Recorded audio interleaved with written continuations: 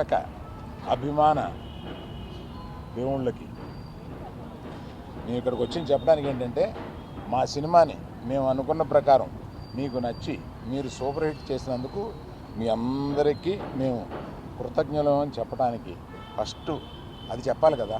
అందువల్ల వాళ్ళ సాయంత్రమే ఇది పెట్టుకుని మేము మా ఆనందాన్ని మీతో పంచుకుందామని, మా కృతజ్ఞత మీతో చెప్పుకుందామని ఇక్కడ చేరాం. సో నేను రాత్రి 24 గంటల క్రితమే చెప్పాను, there will be lot of surprises and the best surprise is our hero.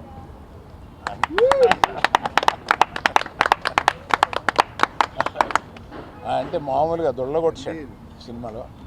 అందుకని ఇప్పుడు మాకు ఇంకో హీరో ఉన్నాడు, అతను దేవిప్రసాద్.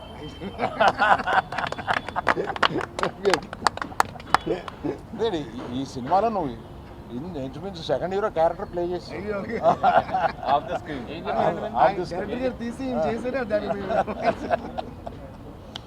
సో నన్ను వీళ్ళని వాసుని అందరినీ ఆడించేవాడు ఇలా ఒకడు ఉంటాడు.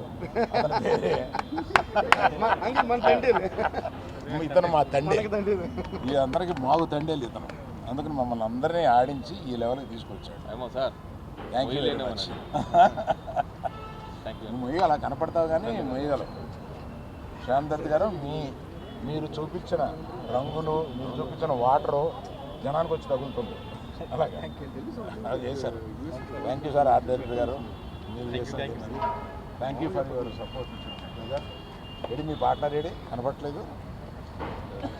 వాసు వాసు వాసు కొట్టండి అందరూ.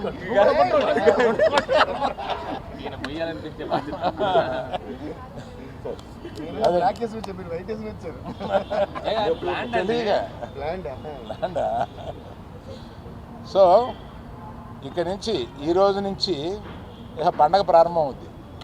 ఎక్కడ ఎవరు ఇంట్లో కూర్చోవాలని ప్లాన్ చేయట్లేదు. ఇక దేశం మీద పడి బయలుదేరుతారు ప్రమోషన్కి.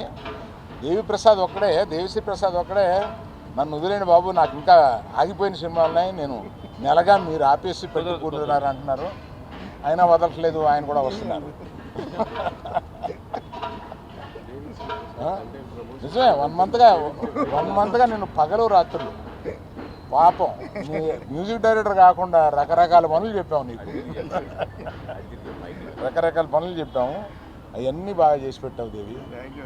Thank you very much. Thank you everyone who has supported this.